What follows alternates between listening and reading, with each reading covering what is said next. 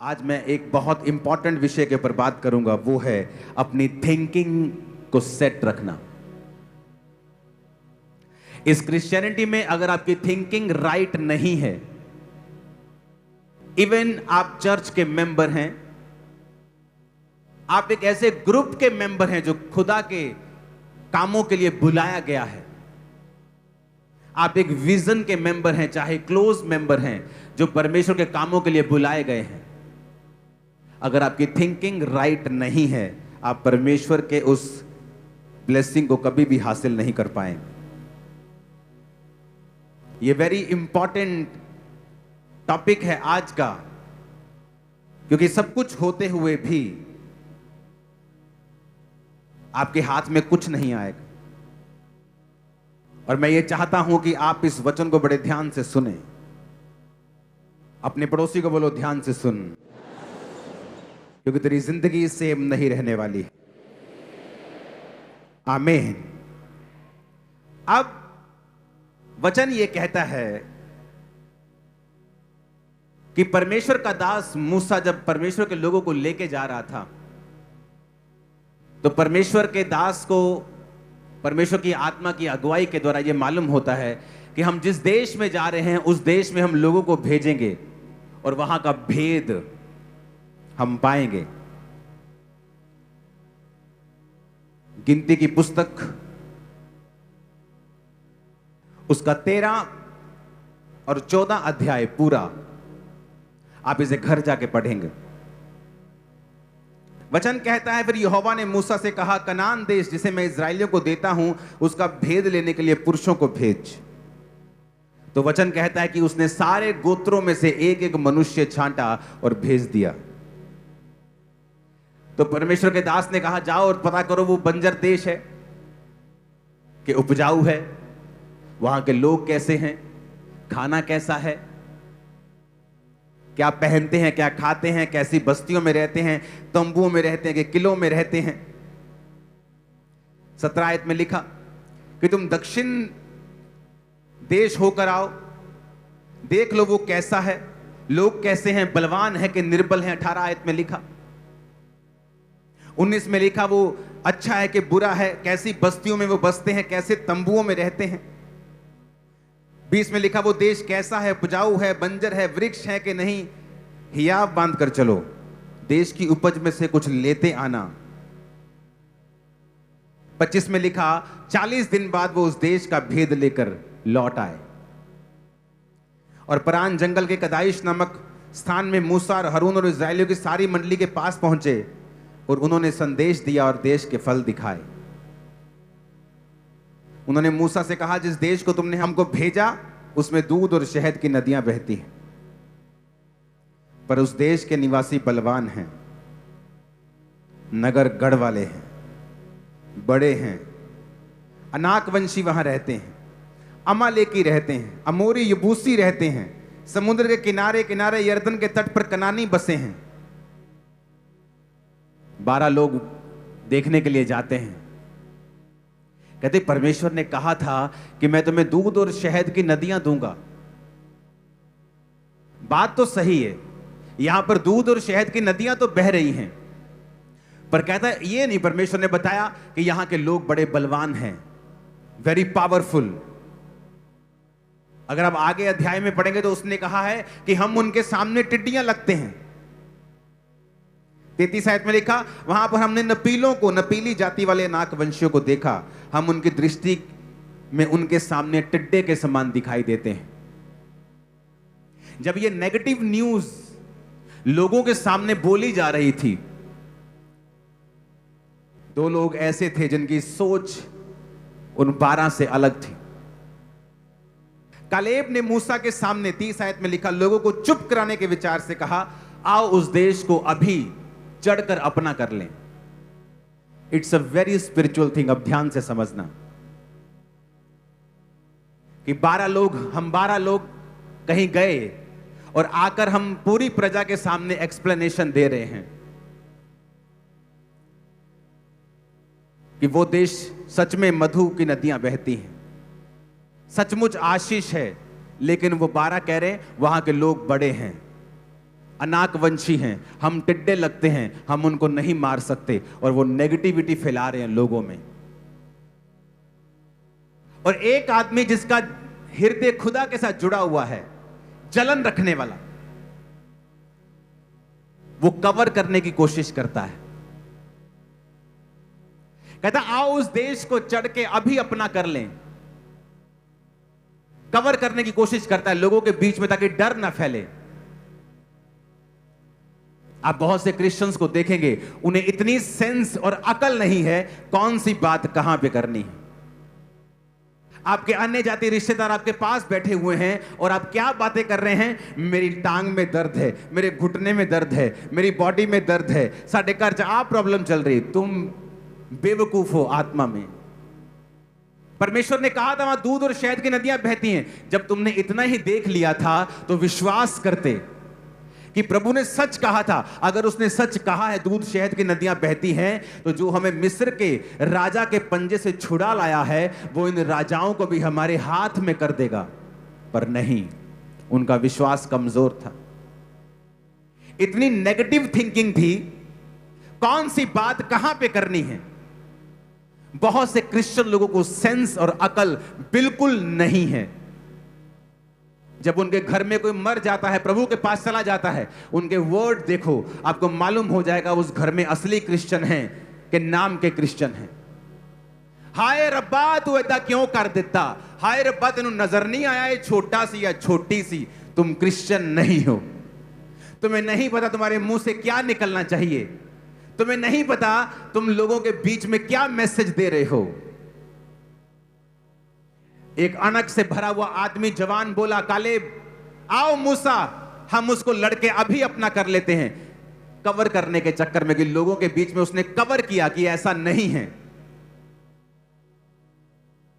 लेकिन बाइबल कहती जैसे ही लोगों ने नेगेटिव न्यूज सुनी, सारे मूसा पे और हारून पर पत्थरवाह करने का विचार करने लगे। मूसा और हारून लोगों के सामने दंडवत करके कहते, रुको, परमेश्वर पर विश्वास करो। अगर उसने हमें यहां तक बुला दिया है, भेज दिया है, तो आगे भी वो हमारा ख्याल रखेगा। बाइबल कहती परमेश्वर ने मूसा से बात की और कहा, मैं इन लोगों से नाराज हूं। क्या इनको विश्वास नहीं कि जो परमेश्वर मिस्र के राजा से इन्हें छुड़ा सकता है, समुद्र दो भाग कर सकता है, एक ही टाइम में राजा को समुद्र के बीच में गिराकर सेना समेत मार सकता है, क्या मैं इनको वो नगर ना दूंगा? वो बड़े बड़े जायंट जिनसे ये डर रहे हैं, क्या मैं उनको इनके हाथ में ना कर दूंगा? सोच सोच, बिलीव सिस्टम। ये इतना पावरफुल है बिलीव सिस्टम कि आप बाहर से कैसे भी अपीयरेंस में हो, मेरा बिलीव सिस्टम क्या था कि मेरा परमेश्वर मुझे देगा, मैं उसकी सेवा करूंगा। वो हील करे ना करे, वो मेरा परमेश्वर है।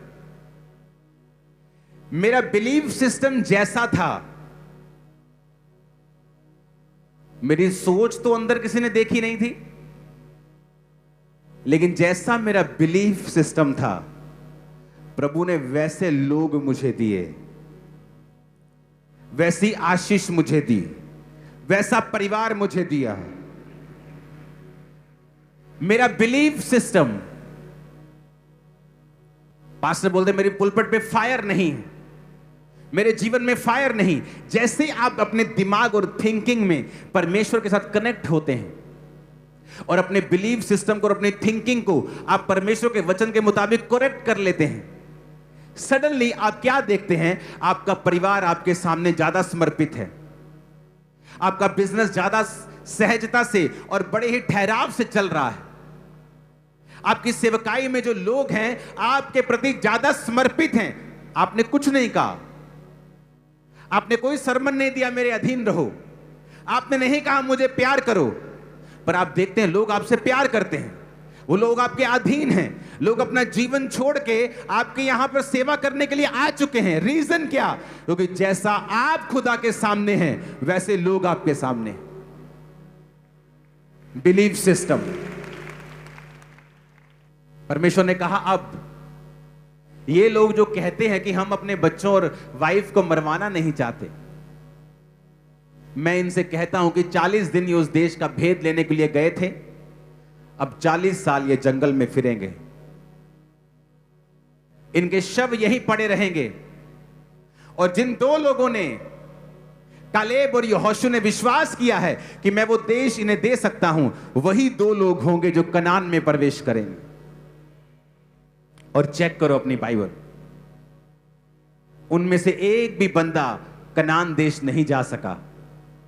40 साल वो उस जंगल में फिरते रहे, व्यभिचार में मरे, मूर्ति पूजा में मरे, दासों के खिलाफ कुड़कुड़ाने पर मरे, लेकिन जो आगे पहुंचा वो सिर्फ कालेब था और यहोशू था। बिलीफ सिस्टम, थिंकिंग, सोच कैसी है आपकी परमेश्वर के लिए। जब लोग नेगेटिव बातें बोल रहे थे, उन्होंने कहा चला अभी लड़ते, चल के अभी चलते, चलो। कवरिंग, परमेश्वर के लिए खड़े रहना। मैं 2018 से चर्च आ रहा था, मेरी 2019 में शादी हुई, फिर बेबीज नहीं हो रहे थे। मेरी वाइफ मुझे कहती थी तेरा परमेश्वर कुछ नहीं का, तू भी कुछ नहीं का, मैं श्रापित हो रहा था, मैंने छाड़ दे। पर बिलीफ सिस्टम, थिंकिंग, परमेश्वर देगा, अगर उसको दे सकता है, उसको दे सकता है, मुझे भी दे सकता है। बिलीफ सिस्टम, सोच। जहां महिमा करनी है वहां महिमा नहीं की, सुन के आगे रिश्तेदारों की नेगेटिव बातें परमेश्वर के लिए, और मुंह नहीं खोला। जहां मुंह नहीं खुलना चाहिए वहां मुंह खोला। जहां गाली के बदले गाली नहीं देनी थी वहां गाली निकाल दी, और जहां बोलने का समय था वहां चुप रहे। इसीलिए परमेश्वर भी चुप रहता है तुम लोगों के लिए जब बोलने की जरूरत होती है, क्योंकि वो नाराज रहता है उन लोगों से जिनकी सोच सही नहीं है। आप वही हैं, आप वही हैं, आपका प्रीच वही है, आपकी शक्ल वही है, चर्च वही है, लोग वही हैं। लोग अब ज्यादा समर्पित हैं, क्यों? क्योंकि आप परमेश्वर के सामने ज्यादा समर्पित हैं। आपका परिवार आपकी सुनता है, क्यों? क्योंकि आप परमेश्वर की सुनते हैं। मैं मैरिज नहीं करना चाहता था, मैं सोचा था मैरिज करके मैं फंस जाऊंगा, और परमेश्वर की सेवा में लगा रहा, और परमेश्वर ने कहा नहीं मैरिज करनी है। 5 जनवरी डिसाइड हुआ मैरिज करनी है, और 17 जनवरी मेरी एंगेजमेंट हो चुकी थी। उसी साल मैरिज हो चुकी थी। आज मेरी वाइफ चर्च का एडमिनिस्ट्रेशन, ब्रांचेस संभालती, ग्रो हो रही है चर्च, क्योंकि वो काम कर रही है।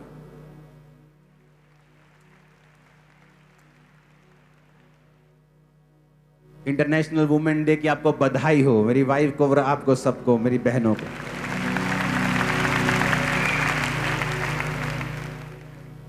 परमेश्वर आपको वैसे ही लोग देगा, वैसा ही परिवार देगा जब आपकी सोच सही होगी, आपकी थिंकिंग। सेम 12 लोग, सेम झुंड के, सबकी सोच अलग अलग थी। ठीक है, लेकिन मैं टाइट पे विश्वास नहीं करता। आपकी सोच अलग है, इसीलिए परमेश्वर चुप रहता है कई बार। सेम थिंकिंग, मूसा ने कहा जाओ और भेद लो, इसलिए नहीं कि हम क्या कैसे करेंगे, इसलिए कि जाओ भेद लेके आओ, बताओ मेरे को क्या है वहां पे। परमेश्वर ने वो हमारे हाथ में कर दिया है, हम जाएंगे और वो गिर जाएंगे।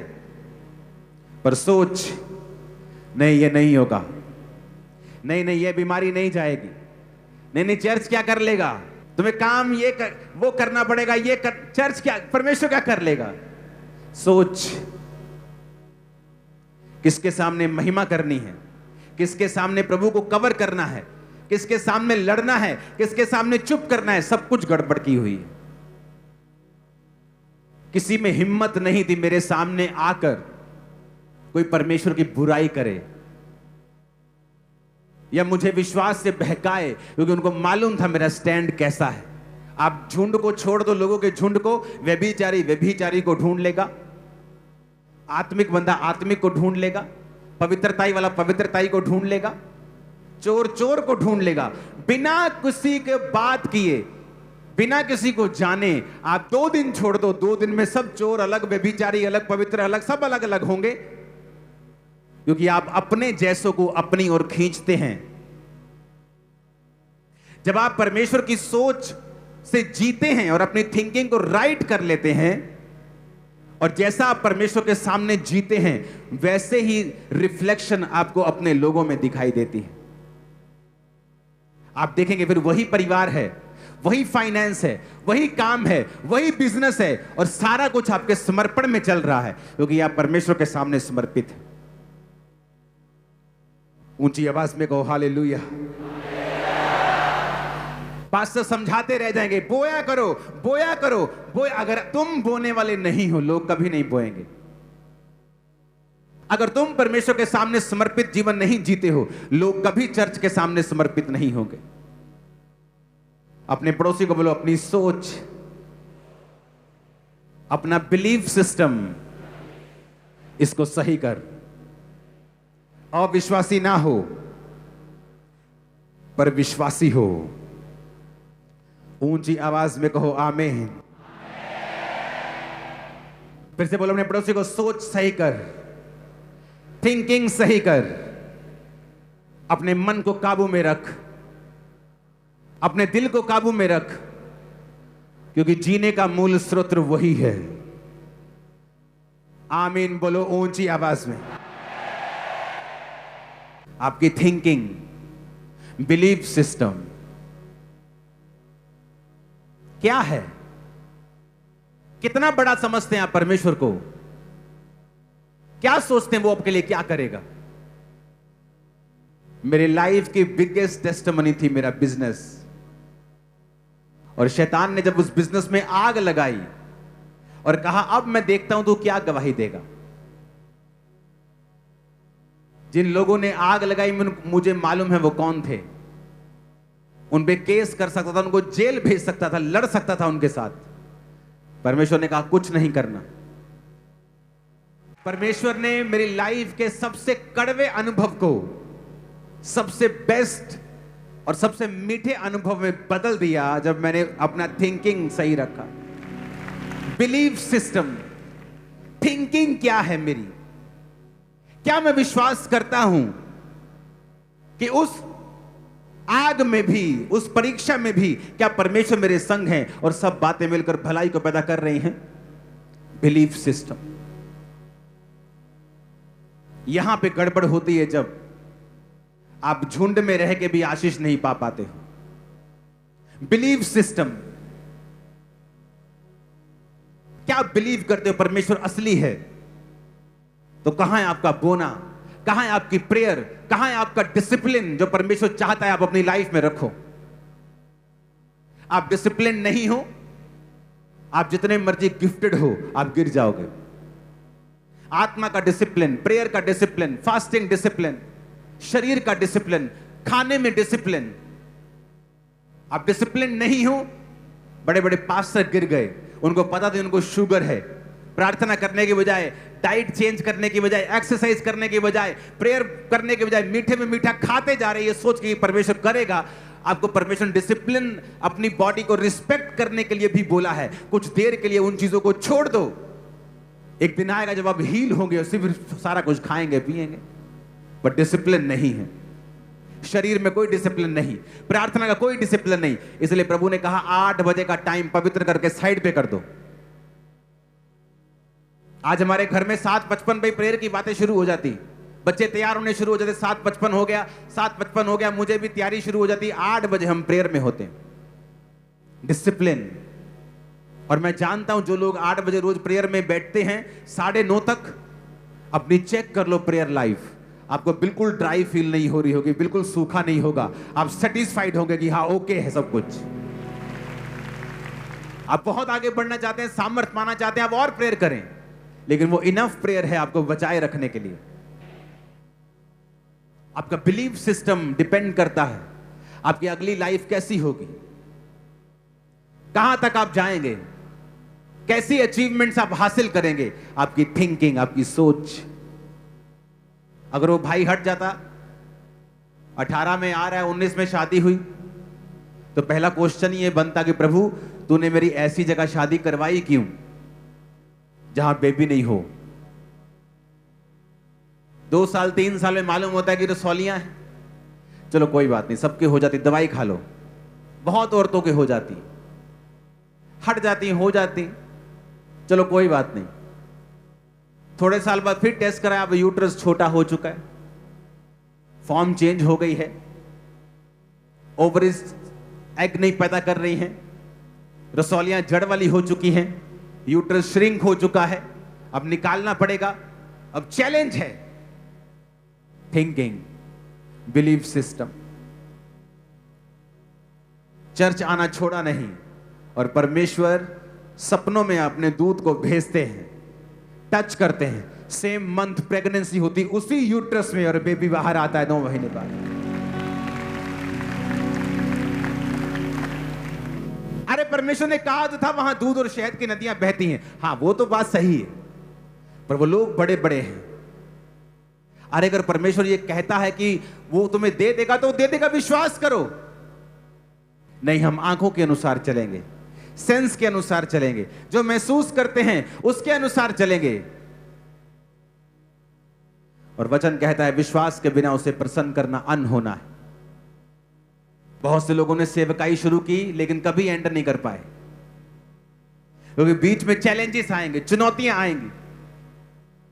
आप बिलीव सिस्टम अगर आपका कड़क होगा, माथा कड़क होगा, विश्वास कड़क होगा, तभी आप सेवा कर पाएंगे, नहीं तो नहीं कर पाएंगे। कहां थी सेंस उन 10 लोगों की? उन्होंने ये नहीं सोचा कि हम लोगों के सामने ये बातें कह रहे हैं, लोगों का विश्वास हिल जाएगा, लोगों का विश्वास खत्म हो जाएगा, वो डर जाएंगे। लेकिन जो स्पिरिचुअल लोग, नॉनसेंस होते हैं कई लोग, स्पिरिचुअली नॉनसेंस लोग, जिन्हें यह नहीं पता कौन सी बात कहां पे करनी है। मैंने लोगों को देखा है टेस्टिमनी देने आते हुए चर्चिस में, टेस्टिमनी देंगे, एक टेस्टिमनी देंगे, फिर बोलेंगे मेरा फलाना मुंडा हले बीमार है, उधर सारे प्रेयर करियो। ये स्पिरिचुअल नॉनसेंस है, नॉनसेंस। इससे बड़ी नॉनसेंस और नहीं हो सकती। ये स्पिरिचुअल नॉनसेंस है। ये टाइम जो खुदा ने किया है उसकी टेस्टिमनी देने का है, ना कि प्रेयर रिक्वेस्ट बताने का। तुम आके एक टेस्टिमनी दे रहे हो और अपना चैलेंज भी बता रहे हो। लोगों का विश्वास इधर से बढ़ा, इधर से कम हो गया।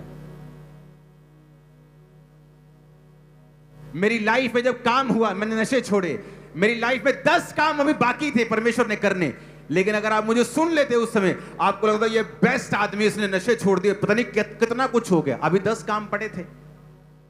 आज खुदा की दया से एक भी नहीं पड़ा, वो 10 हो चुके हैं। मेरा विश्वास वही है जो पहले था। लेकिन मैंने कभी नहीं कहा परमेश्वर ने मुझे नशों से आजाद किया, अच्छा हूं मेरी सेहत लिए प्रेयर करियो, अच्छा मेरी बिजनेस लिए प्रेयर करियो, अच्छा बड़ा संघर्ष हो रहा, अच्छा। क्या नॉनसेंस है, क्या नॉनसेंस है ये। उस टाइम महिमा करने का समय था। मैंने अपनी लाइफ में जब महिमा करने का समय आया तब महिमा की है। अपने चैलेंजेस को पकड़ा है, परमेश्वर के पास गुप्त रूप में लेके गया, उन्हें बोला है, प्रार्थना में सामने रखे हैं। और एक समय आया जब मसीह में आते मुझे 10 साल हो गए थे, परमेश्वर ने उन सारे चैलेंजेस को भी दूर कर दिया। लेकिन इतने नॉनसेंस मत बनो कि आपको क्या बोलना है और कब बोलना है आपको पता ना हो। आपके रिश्तेदार बैठे हैं और आप बीमारी की बात कर रहे हैं। जो खुदा ने किया है उसकी बात करो, जो प्रभु ने आपको दिया है उसकी बात करो। जो रहता है वो भी आ जाएगा, वो भी आ जाएगा। आपको पता नहीं कौन सी बात कहां पे करनी, कौन से दुख पे कितना रिएक्ट करना है। ये यहां से शुरू होता है। एक कड़क वॉरियर माइंड, जब कड़क दिमाग, एक योद्धा का दिमाग जो परमेश्वर के लिए जलन रखता है, जलन रखता है जो परमेश्वर के लिए। इस सेवकाई में बहुतों लोगों के गिरने का कारण यह था कि वो पीठ पीछे नेगेटिव बातें करते थे सेवकाई की। और सारी आशीषें इसी सेवकाई से लेते थे। आज सबके बुरे हाल हैं, उन्हें मालूम नहीं था, वो उनकी सोच रॉन्ग है। आज सभी पछताते हैं, लेकिन टाइम नहीं है अब रिस्टोर होने का। और वो लोग जो जानते थे कि परमेश्वर ने इस सेवकाई को खड़ा किया है, आज उन लोगों से 10 गुना ज्यादा आशीषित हैं। चेक कर लो उनकी जिंदगियां जाके, 10 गुना ज्यादा। उनके परिवार, उनके बच्चे, उनकी फैमिली, उनका फाइनेंस उन लोगों से 10 गुना ज्यादा ब्लेस्ड है। सोच, थिंकिंग। आप परमेश्वर के संग हैं, आपको परमेश्वर ने एक चर्च दिया है, लेकिन व्यभिचारी लोग होते हैं ना, चलेंगे अपनी वाइफ के साथ, देखते जाएंगे दूसरे की वाइफ। स्कूटर पे अपनी बिठाई होती है और देख देख एक्टिवा वाले को रहे होते हैं। व्यभिचारी होते हैं ना कई, वैसे ही आत्मिक व्यभिचारी होते हैं। जहां किसी चर्च में रहे, सुन किसी चर्च को रहे होते हैं और कंफ्यूज रहते हैं कि हमने करना क्या है लाइफ में। परमेश्वर ने जब आपको एक चर्च दी है, उसके साथ अंग संग सब, पैसा, ताकत, बरकत, प्रेयर, फास्टिंग सब लगा दो, क्योंकि परमेश्वर ने वो आपको दिया है और उसी में आपकी बरकत है और किसी में नहीं। जाके चेक कर लो, जांच लो इस वर्ड को, जाओ इसको परख लो, जाओ, आपको मालूम हो जाएगा। तो सोच, थिंकिंग। आप थिंकिंग में वॉरियर बनते हैं पहले, सोच में। आपने जब सोच को काबू कर लिया, आपकी लाइफ काबू में आ जाती है। आमीन। आपके अंदर परमेश्वर की अणक है क्या? जलन है? आपके दुश्मन हमेशा आपसे शर्मिंदा क्यों रहते हैं? लोग चाहे जहां मर्जी चले जाएं, जीसस क्राइस्ट राजाओं का राजा है हमारा। वो हमारा महान्यायी है, उसका हाथ हमारे सिर के ऊपर है और बड़ा वाला हाथ है, छोटे वाला नहीं। आपके अंदर परमेश्वर की अणक होनी चाहिए। लोग आप पर लाख तोहमतें लगाएं, कोर्ट में चले जाएं, लेकिन साबित भी तो करना होगा जो वो बोलते हैं, और वहां पे वो झूठे और निठल्ले साबित होंगे। अपनी सोच को चेंज करो और बाइबल की सोच अपना लो और विश्वास करो जो परमेश्वर ने कहा है। वो देखने में इम्पॉसिबल लग सकता है, सोचने में असंभव लग सकता है, लेकिन है नहीं। विश्वास करना परमेश्वर के ऊपर। उसको आदत है वहां से रास्ता निकालने की जहां कोई रास्ता नहीं। उसको आदत है समुद्र में 2 भाग करने की और रेगिस्तान में नदियां बहाने की। आपको जस्ट अपना बिलीफ सिस्टम जो है वो सेट करना है, कड़क करना है, इसको जलन रखनी है परमेश्वर के लिए और खड़े रहना है परमेश्वर के लिए। लाइफ सेम कभी नहीं होगी। यीशु मसीह के नाम में आमीन। ऊंचा चाहिए चर्च। डिसिप्लिन रखना अपनी बॉडी में, स्पिरिट में, प्रेयर में, अपनी डाइट में, और यह भी इंपॉर्टेंट है आप लोगों के लिए। इन 12 पॉइंट्स के ऊपर जो पॉइंट नहीं है वो है मेजर क्वालिफिकेशन। इन 12 पॉइंट्स के साथ वो है पवित्रताई। अगर आपकी लाइफ में पवित्रताई नहीं है, इन 12 पॉइंट्स को आप कुछ नहीं कर पाओगे।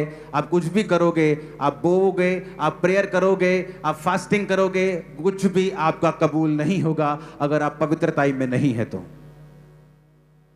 अगर आप पवित्रताई में नहीं है, आपकी लाइफ का ये कोई भी पॉइंट आप कुछ भी कर लें, कबूल नहीं होगा। कोई भी बिना पवित्रताई के परमेश्वर को नहीं देख सकता है। बिना पवित्रताई के आपकी लाइफ पर अटैक्स होंगे। प्रेयर लाइफ काम नहीं आएगी अगर आप पवित्रताई में नहीं है तो। अगर आप पवित्रताई की जिंदगी नहीं जीते हैं तो शैतान आपके हर हिस्से के ऊपर अटैक करेगा। ले हैंड भी काम नहीं आएगा, वचन भी काम नहीं आएगा, कुछ काम नहीं आएगा। बोलते रहोगे, डिक्लेयर करते रहोगे, जब तक आप पवित्रताई के जीवन को अपनाते नहीं हो। इसीलिए पवित्रताई एक गुण है, पवित्रताई सबके पास नहीं है। शैतान के लोग प्यार करते हैं एक दूसरे से। दुष्ट आत्मा जब एक निकलती है और व्यक्ति काबिल नहीं रहता तो साथ लेके आती है, क्योंकि एक दूसरे से प्यार करते हैं। शैतानी आत्माएं, शैतानी आत्मा, दुष्ट आत्माएं जो गिरी थी स्वर्ग से, वो लूसीफर से इतना प्यार करती हैं, उसके जैसा इतना बन जाती हैं कि आप जब दुष्ट आत्मा को निकालते हैं, आप उसे बोलते हो शैतान, जो उसका बाप है लूसीफर। आप नहीं बोलते दुष्ट, आप बोलते हो शैतान निकल जा, क्योंकि वो उसको इतना प्यार करती हैं कि उसी के जैसा बन जाती है। हाँ या ना? वो दुष्ट आत्मा इतना शैतान को प्यार करती है कि उसी के जैसे बन जाती है। लेकिन हमारे लोग इतना परमेश्वर से प्यार नहीं करते। यीशु ने कहा, अगर तुम पवित्रताई में नहीं हो तो शैतान तुम पर अटैक करेगा। जब पवित्रताई में कमी होती है, शैतान आपकी लाइफ में एंटर करता है।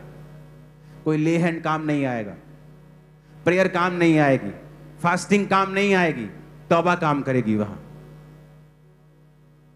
शैतान भी शैतान से प्यार करता है, तुम भी प्यार करते हो, पर प्यार टॉप पे नहीं है, टॉप पे पवित्रताई है। इसलिए दूत जब प्रभु को देखते हैं कहते हैं, पवित्र पवित्र पवित्र सेनाओं के यहोवा, पवित्र पवित्र पवित्र। प्रेमी प्रेमी प्रेमी नहीं कहते, पवित्र, क्योंकि प्रेम भी पवित्रताई से निकलता है जब वो परमेश्वर की ओर से होता है। और वो प्रेम जो अपवित्रताई से पैदा होता है वो शैतानी है। अगर आप अपने हस्बैंड अपनी वाइफ के साथ नहीं हैं तो आप पवित्रताई में नहीं। अगर आप अपनी वाइफ से दूर हैं तो भी आप पवित्रताई में नहीं हैं, क्योंकि वचन कहता है अब तुम दोनों एक मन हो और एक तन हो। बहुतों जोड़ियों ने अपने स्पाउस को व्यभिचार में गिराया है जब उन्होंने अब उसका साथ नहीं निभाया। यह गहरी बात मैं आपसे कह रहा हूं। एक औरत आके मुझसे कहती है, मेरा हस्बैंड 60 साल का है, अभी भी मेरे साथ रहना चाहता है, वो चाहता मैं उतना रवा, मैं उतना सोमा है, मैं की करा।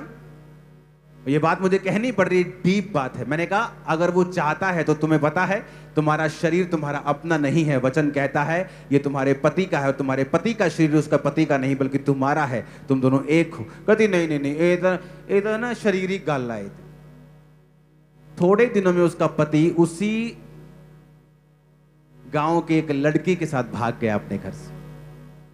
मैंने कहा अब बताओ क्या हुआ?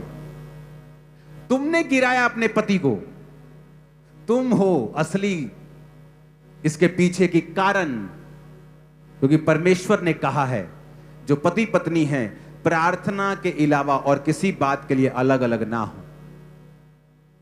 और अब तुम जो कुंवारे हो और अगर तुम किसी के साथ शारीरिक होते हो तो तुम पाप में हो, चाहे तुमने उसे फ्यूचर में शादी क्यों नहीं करनी, तुम तब भी व्यभिचार में हो और पाप में हो, और उसका असर मरते दम तक तुम्हारी जिंदगी से कभी नहीं जाएगा, चाहे तुम तौबा कर लो। एकमात्र बाइबल में अपराध है व्यभिचार, जो वचन कहता है तुम अपने शरीर के खिलाफ भी करते हो और खुदा के खिलाफ भी करते हो। बाकी सारे पाप तुम खुदा के खिलाफ करते हो, लेकिन व्यभिचार एक ऐसा पाप है जो तुम दो चीजों के खिलाफ करते हो, अपने शरीर के और परमेश्वर के। जब पवित्रताई लाइफ में नहीं होगी आप खोखले होंगे, शैतान आप पर हंसेगा, उसको आपसे कोई थ्रेट नहीं है। अपने पड़ोसी को बोलो पवित्रताई के बिना कोई भी परमेश्वर को नहीं देख सकता। मेरी लाइफ में मैंने जितना यूथ देखा है 50% यूथ व्यभिचार के कारण गिरा है, क्योंकि उनको नहीं पता फ्यूचर में उनके लिए क्या रखा हुआ था। 25% कुड़कुड़ाने के कारण गिरा है, परमेश्वर के खिलाफ, उसके दासों के खिलाफ, मैनेजमेंट के खिलाफ। और जब पवित्रताई लाइफ में होगी, नोट कर लेना, अपने रूम्स में से टांग दो उसको नोट करके। आपकी लाइफ का बड़े से बड़ा अटैक, बड़ी से बड़ी लानत, बड़ी से बड़ी बीमारी, चुनौती पवित्रताई में रहने के कारण कुछ ही सालों और महीनों में सदा के लिए खत्म हो जाएगी। कुछ भी हो, शैतान का अटैक हो, बीमारी का हो, गरीबी का हो, डिप्रेशन का हो, मैरिटल अटैक हो, फैमिली अटैक हो, एक्सीडेंट हो, इमोशनल प्रॉब्लम हो, एनी ट्रबल, जिस दिन आप फैसला कर लेंगे पवित्रताई में जीने का, मैं प्रभु में जिया हूं, 19 साल का था मैं जवान जब परमेश्वर में आया, और जैसा मेरा लाइफ स्टाइल था, सबसे ज्यादा मैं व्यभिचार में गिर सकता था क्योंकि जितनी लड़कियां मेरे आसपास थी, लेकिन उनसे बचा रह के मैंने अपने शरीर के साथ भी किसी भी तरह का कोई पाप नहीं किया। जो आज व्यभिचार में फंसते हैं, कोई बोले मैं लड़की के साथ नहीं हूं, अगर तुम सेल्फ सेक्स में हो तो भी तुम व्यभिचार में हो, तो भी तुम व्यभिचार में हो। तुम अपने शरीर का आदर नहीं कर रहे हो, और इसीलिए आज लोग बीमार हैं ज्यादा, क्योंकि आपका फोन आपके लिए सबसे बड़ी बीमारी बन चुका है। इसमें नंगी औरतें, नंगे आदमी आपको झट मिल जाएंगे, आपको किसी पॉर्न साइट पे जाने की जरूरत नहीं, जस्ट सोशल मीडिया के खोलना शुरू कर दो, आपको मिल जाएंगे। मैंने, मेरी वाइफ ने फैसला किया हम अपने फोन से दूर रहेंगे, हम अब फोन पे नहीं रहते। आपकी एनर्जी कम है, आपका फोन आपकी एनर्जी खा रहा है। स्क्रोलिंग, सोशल मीडिया आपकी एनर्जी और आपकी पवित्रताई को फिनिश कर रहा है, खत्म कर रहा है उसे। आप बीमार हो फोन के कारण, आप पाप में हो फोन के कारण। जिस दिन आप पवित्रताई के गुण को अपना लेंगे, जाओ चैलेंज करता हूं, अपनी चुनौतियां लिख के रख लो, लिख के, समझ के, बोल के नहीं, सोच के नहीं रखनी, लिख के। मेरी लाइफ की सबसे बड़ी चुनौती क्या है? जाओ, एक भी चुनौती रह गई तो आ जाना, एक भी रह गई तो, एक भी, सब खत्म होगा। सिर्फ पवित्रताई, सिर्फ पवित्रताई जिस दिन आपने शुरू कर दी, परमेश्वर एक को इतना अच्छा रिजल्ट देता है और दूसरे को नहीं। कारण परमेश्वर नहीं, कारण आदमी है। उसकी एक्सेप्टेंस, एक को परमेश्वर लाखों की चर्च दे रहा है और दूसरा 50 में स्ट्रगल कर रहा है। बात यह नहीं 50 वाला आत्मिक नहीं है, बात यह है समर्पण और पवित्रताई का जीवन आपने कैसा लिया है। और खुदा की कॉलिंग भी मैटर करती है, लेकिन पवित्रताई भी मैटर करती है। हालेलुया। ये पॉइंट्स प्लस पवित्रताई, दोबारा सुनो इनको, जिस दिन इन्हें अपना लोगे, आपकी 90% प्रेयर पॉइंट्स आपके कैंसिल हो जाएंगे अगले 6 महीने में।